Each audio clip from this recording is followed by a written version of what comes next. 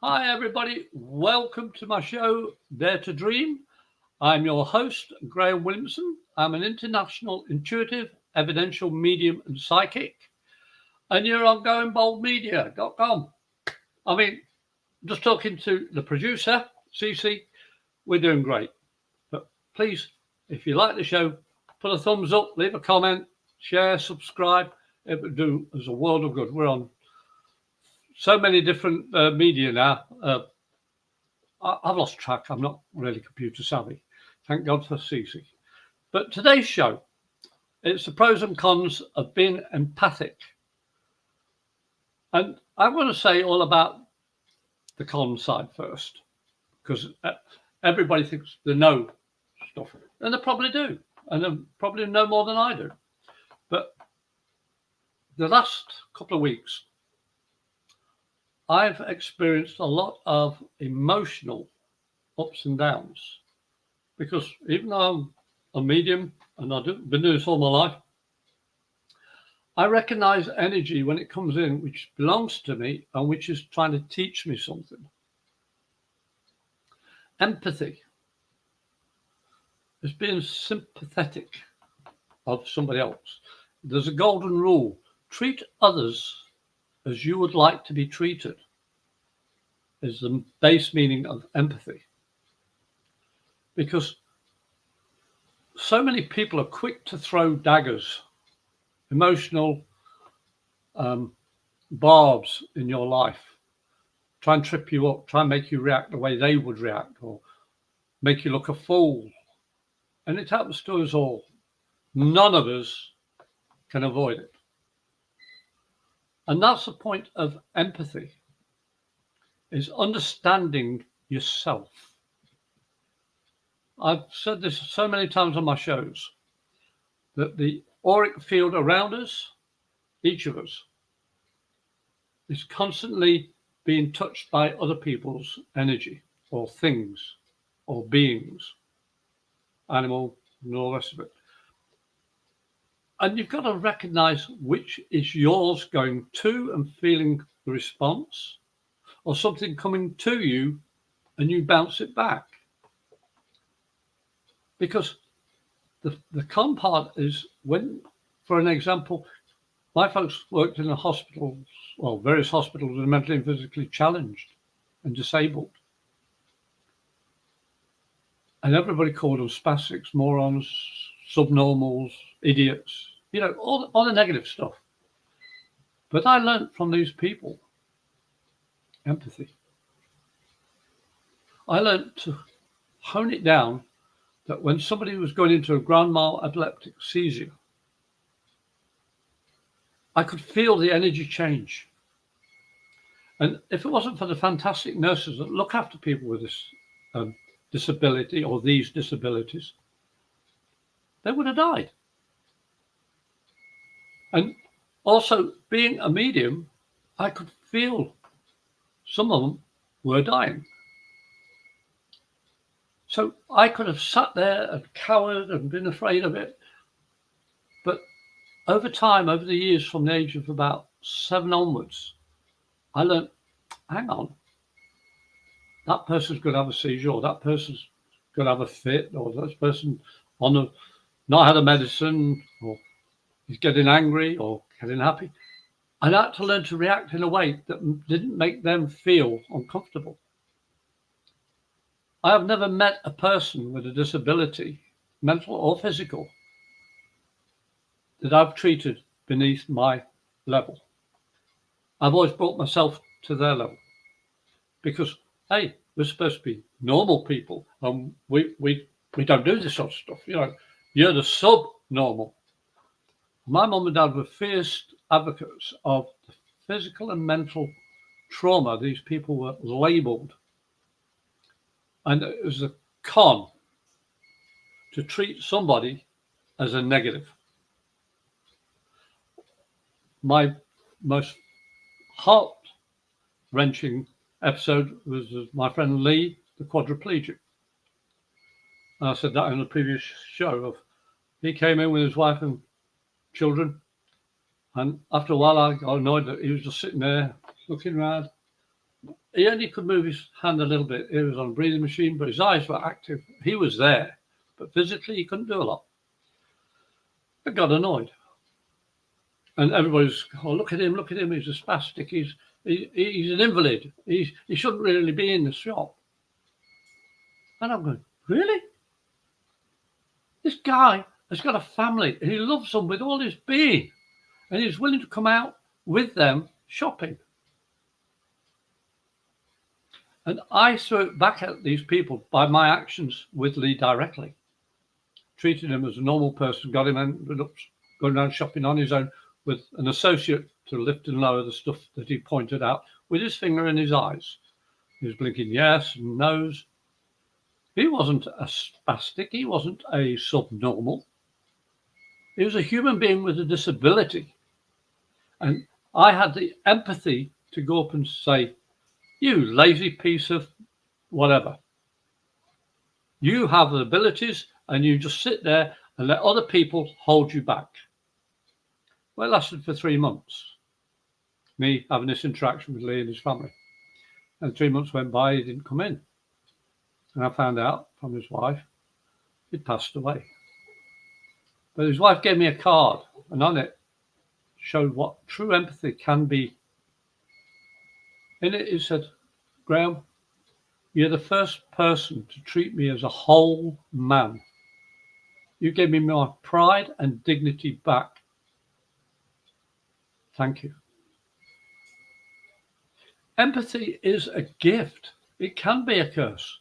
He could have been there miserable. He could have been angry and all the rest of it. But he was willing to go out with his family. The cons of people looking at him going, oh, look at him. He shouldn't be here. He's not normal. Well, if you can define what a normal person is with empathy and compassion and care and love, that's different. I'll shake your hand and salute you and go, yes, sir, no, sir, 3 bags also.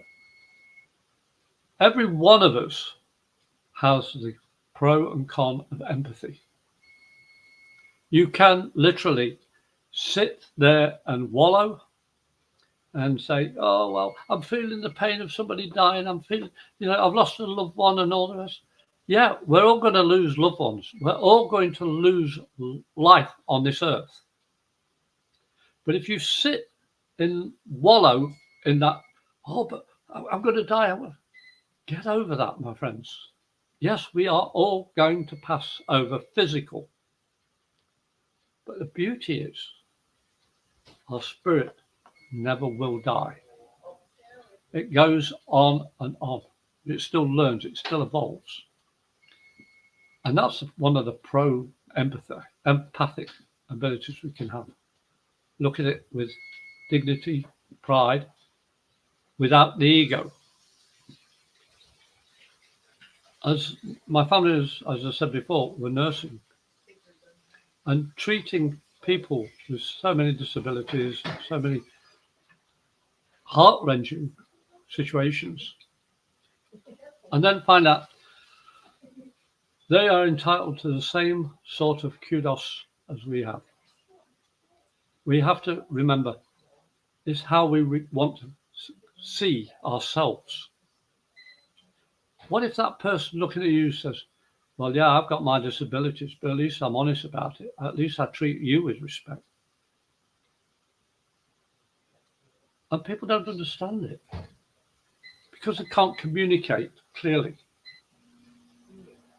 Empathy comes with learning about yourself, learning about your past life and the life you're living and your situations, your relationships.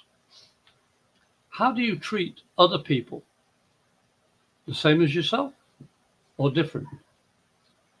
Because if you're not treating them the same way as you'd like to be treated, then I'm sorry, it's not true. Because unless you look after yourself first with respect, how can you give respect back? And don't tell me, our job as nurses is to give. But if you're pushing yourself so hard that you can't sit down and relax and recharge your internal energy, you're going to end up in a hospital, or worse. You're going to fall ill, or even worse, you're going to die. Because empathy is about treating yourself with respect and treating others equally. But each country has its own methodology of empathy. When I was in France for a time in the Navy, I went to a couple of awards because this is what I'm like. I like to go and see how people have been treated. Excuse me. And I found out they have rooms with, or had rooms with music, had rooms with paintings, had rooms with toys for all age groups. Because they didn't want the person sat in that ward to be bored. They wanted their families to come over and sit with them and still be part of the family, even though they were ill, if they could, if the hospital thought it was more beneficial.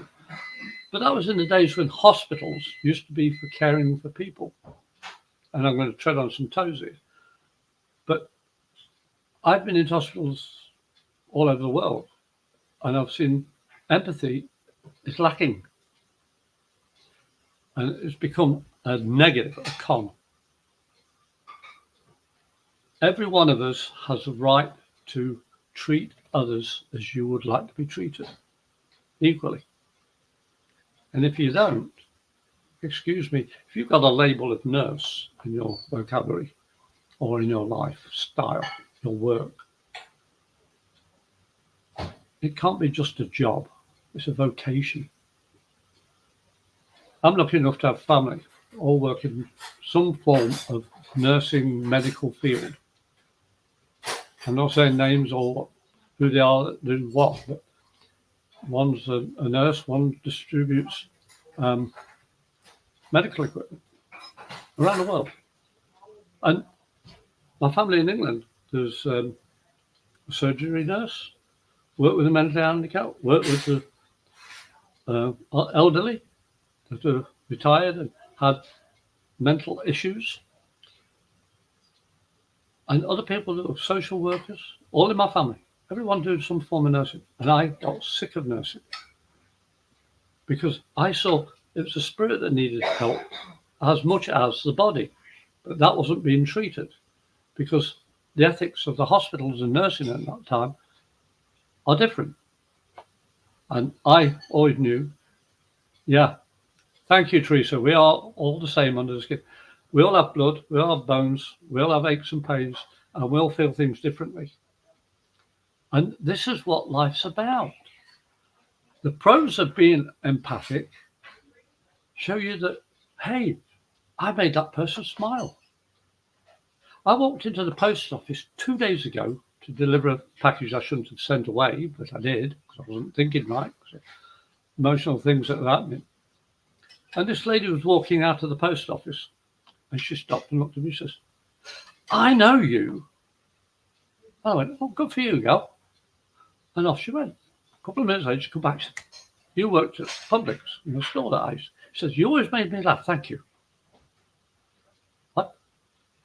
Oh, I said, I retired because of you. I didn't want, I was joking with her and she was laughing and she went off happy. Because being empathic, I could tell she could take a joke in a good way and I wasn't being insulting. I'm very quick in giving reaction to somebody talking to me or just being near me because I was a cook in the Royal Navy. And one of the bases I was at, there was 2,500 people 4 times a day going past. And every one of them criticising me, Navy, the food, you name it. And everyone had a verbal expression. Some were nice, some were not nice, some were mediocre. But everyone said something, and I learned to say equally back with the same empathy and meaning in sincerity or not as them. And I got pretty quick at it. I still do it to this day. And people say, you know, your tongue's going to get you into trouble, Graham. I says, my tongue follows my heart. It doesn't lead my heart. Yeah, that's it. Oh, by the way, I used to work with this lady. That's why one of the reasons I had to leave, because they were they were a bit too busy laughing all the time, because I was always getting into trouble. But even with people, as I said about Lee, he wasn't in pain, but he couldn't do much. But he was stressed out of what other people were thinking of him and saying about him and shunning him. And me going up to him and tearing his head off verbally in a polite but blunt way got his self-respect back. And his wife couldn't be more happy, more proud of him. Still coming out for the 3 months that I knew. 3 months.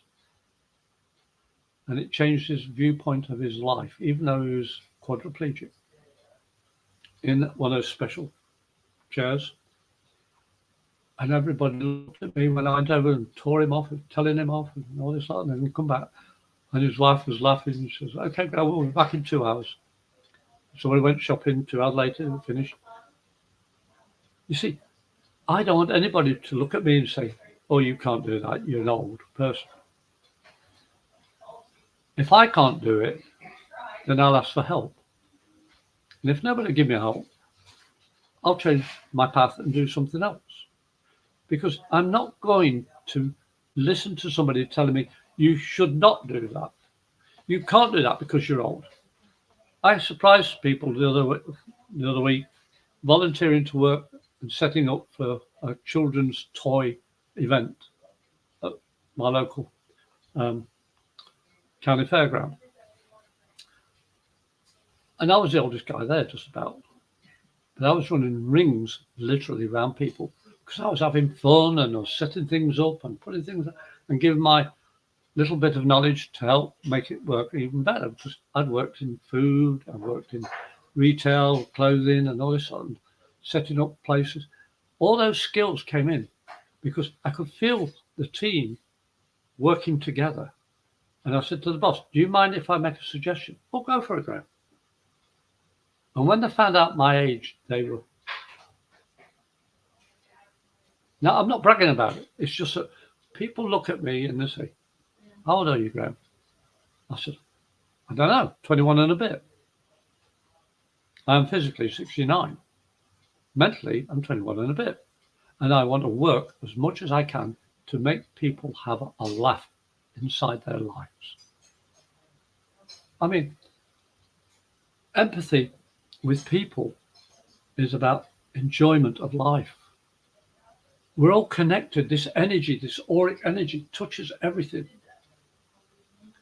And if you can feel it from somebody else, as Teresa said, you don't know what somebody else is going through. I know a lot of my friends have had a lot of serious illnesses. But it's not my job to say, oh, you're sick, leave me alone. I used to go on awards at the Waterman Hospital, it used to be called. Thanks, Teresa. But when I found out from some of the nurses and doctors who used to come to my store to get food, because I was only like 3/4 mile away from the hospital, you can take it down now, CC. And these doctors and nurses would come in, and I'd say to them, you know what I'm like? Is it okay if I can come in and make somebody happy and make them smile? I am a reverend. I do have credentials with the Universal Life Ministry. May I come in and sit with somebody who's alone, not had a visitor? Oh, yeah, come on in. I did that a few times. But people said, why? They can't hear you. But I know my energy is positive, and the person on the bed can feel. They may not consciously know what's happening. I've been in a coma. I've been in a hospital a few times. I've had one coma in my life. But I could feel people around me. So I know when I go into the hospitals and somebody's all alone, nobody's interacting with them other than the nurses doing their best, but they're limited what they can give. So I spent an hour with this person. I didn't know. I was talking about what the weather's like, what the people are like, and have you seen this doctor? Have you seen that nurse? And I was joking around with them. Their heart rate got beautiful. Before it was sporadic. The breathing rate relaxed. It wasn't going dangerous or anything like that. Just by making a joke. Treat others as you would like to be treated. Be empathic with them, not at them. There's a difference. Pro of being empathic as a medium helps me read people. I don't know how I can do this. I'm not a scientist or a doctor. I have no medical skills on the first aid. But I know what I've been through. I've been in car crashes and all the rest of it. Had falls and injured myself. I had a garden fork in my foot once as a child. But all these symptoms, all these memories are triggered by other people's energy, the auric energy. And when somebody comes to me, I click onto it. These things are tripped in my memory. She's on a roll today. I'm going to have to invite her on as a guest. Hey, Mrs. T, the chickens are doing you good, girl. But this is what being empathic's about. It's about taking the time to show yourself for yourself in a better way. It's not about, look at me, I'm doing this. Hey, everybody, watch me, I'm doing this. No. If you're doing that, it's all ego. I'm sorry, I'm not into egotistical people. I've met the Queen of England, I've met Margaret Thatcher, I've met Richard Branson, I've met a lot of top dignitaries in my life. They treated me as a human being. And if the Queen of England, good old Elizabeth, who passed away a couple of years ago, if she can have the time to say thank you, think about it. Who am I? I'm a nobody. But she took the time to say thank you. The Queen Mum was even better. But you see, that was not on a social thing. People don't understand. You treat everybody as you would like to be treated. And they'll turn around and say, who is this person? I've not met this before. And that's sad. Because each of us have a chance to say, hey, friend, until you do something stupid, they can be your friend. I don't ever, well, I've got to correct that. I don't normally tell somebody, sorry, I don't want to talk to you. It's just something. I had a lady who came to me to an event recently, and she was drunk. And she was telling me, I love my boyfriend, but I don't like him. What can I say? This lady wasn't seeing reason, wasn't listening and all this. But at the end of the lesson, because it was a lesson for her, she learned she was drunk. She really did love her boyfriend. Her boyfriend was trying his hardest to get her to understand she's got to sober up. And she thanked me. It was one of the most difficult sessions, 15-minute reading I've ever done. But I knew I couldn't let her go away thinking, in the way she was because of the drink, that she was right or wrong or whatever. I had to show her actions have consequence. And it could have gone into a negative in a session. She could have got belligerent, got angry and all that. I say I could feel when she was going up or coming down, when she was being nice, steady, calming down. I got her to drink water through the session. And honestly, I could feel the antagonism she was feeling of her relationship with her boyfriend, who she loved but didn't like. But the pro part of it was I didn't let that stop me showing that I could feel her true nature. That's the one that's trapped inside by all this ego that she was going through, all this self stuff. She had self-doubt. And my wife, who was not too far away at then, she says, I've just had a couple of ladies who are drunk around. I said, I've just had one sitting with me who was drunk. But I could have just said, no, go away. No. My empathy is treat others as you would like to be treated. Now I am a recovered alcoholic. So I would have done her a disservice to shut the door on her. My doctor in the Navy sobered me up, showed me a picture of my liver. Because I was getting what I thought was cirrhosis of the liver. It took me 6 weeks to sober up. And then I realised that couldn't have been my liver. I still got my liver. It was like, the light came on. And I went back and I knocked him out. And I waited until he recovered. He said, why did you hit me? I said, you lied to me. He said, well, how long did it take you? I said, 6 weeks. Oh, I said, do you want to arrest me or do you want to go for a drink? I said, and I had a cup of tea and I bought him a beer. You see, when you've been there, when you've been low, been alcoholic, people look at you, drunk, useless, get a job. The same to do with homeless people. Oh, smelly, get a job. No, there's no empathy there. Is your life a bed of roses? I know mine isn't. I'm constantly in the garden doing the best I can to cultivate a better life for me and my family. I'm no expert. We're all going through life as an adventure. And you can hear my family laughing in the background. But empathy is not a dirty word. Think about all those nurses and doctors again. How they have to look at a patient who's coming with an injury or whatever, a disease, a virus, or whatever it is they're in for. If they didn't have empathy with them, would they go to the hospital, the patient? Would they go there? Would they feel safe? Would they feel cared for? 99.9% of the people I've met in hospital are fantastic. It's the people that don't work in the hospital, run the hospital, that are not empathic. They've got a business to run. So you see, it balances out, hopefully.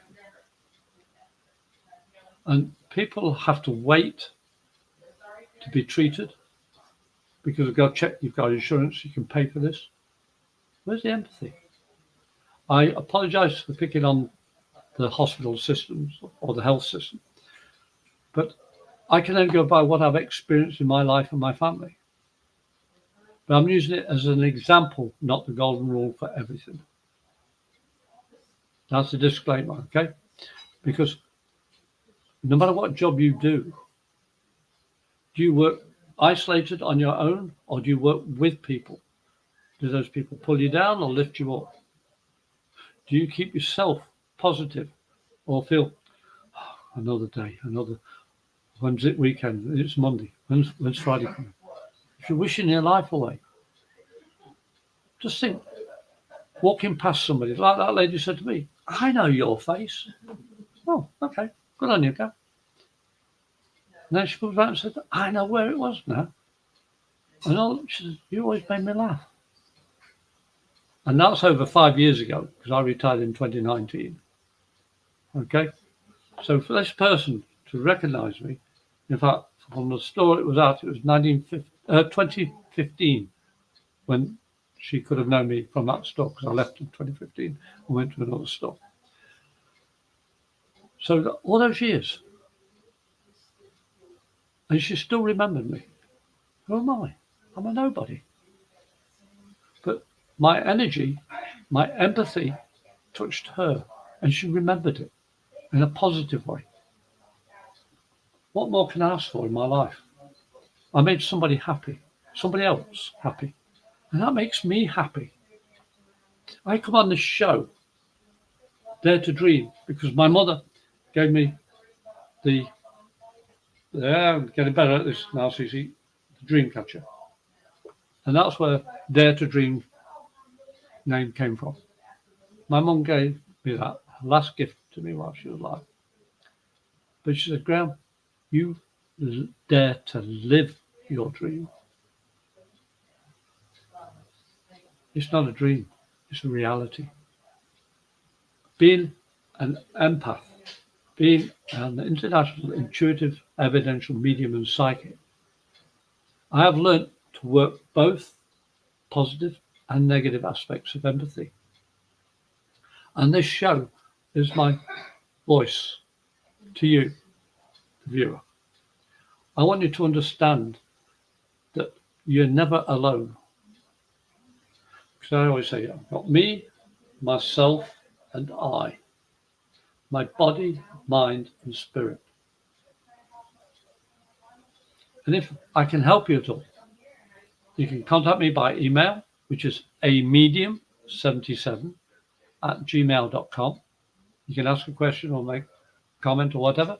Or you can phone me, it's Florida, USA, 352-409-1060.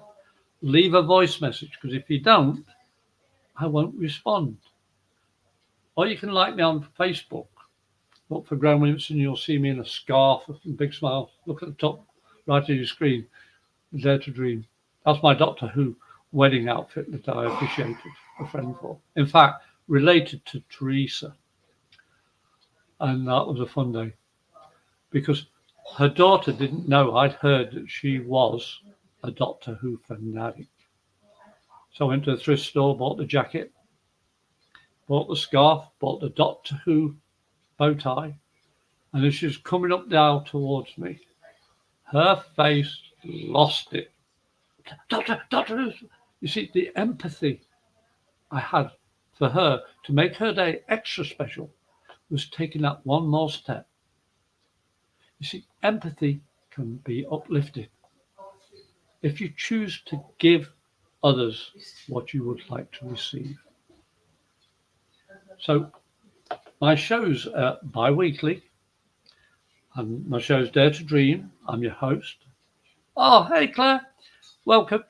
And it'll be on 2 weeks Wednesday, which will be, what's the date today? It's the 20th. It'll be March, Well, I'll post it because I haven't got my calendar next to me. But 2 weeks from today, 6 o'clock till 6:45. Look at that. Thanks, Cece. She's brilliant. March 13th. And I hope you, as I said, will like, share, and comment, and subscribe to Go Involved Media. Because I tell you, there's so many people with their own shows on here. Look at that. You can go direct to my website and see all my previous videos. I'm on Roku and all the rest of it. There's all the options it shows you when you go to goinvolvedmedia.com. Because I want you all to realize life is about what you can give, and you will receive multiple times better back. If you are positive, you get positive back. If you're negative, I'm sorry, you're pulling it on. Oh dear, she's being nice to me. I'm going to have to tell my wife. You see, I joke around all the time, my friends, because being an alcoholic, being a Cancerian, I was very quiet, very introverted, believe it or not. I was shy. I didn't want to leave the house. At the Navy, the last day, I left the Navy in a coupe, midget MG, with Bat Out of Hell playing full volume. And from that day on, I said I will never say yes sir, no sir, 3 bags full soon. You know, I stepped out of my shell. I can still be quiet, be introverted. As my wife will often tell you, when I'm with people, I'm exuberant.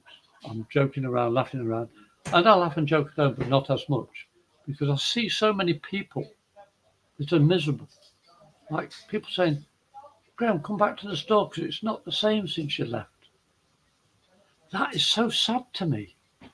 I spent 17.5 years in 2 separate stores, laughing and joking, and people enjoyed it. But the second I left, everything went down. That's not what empathy is about. Empathy is about learning from it and progressing positively. So say, if you want to ask me questions, contact me on my email, amedium77, AMEDIUM 77 at gmail.com.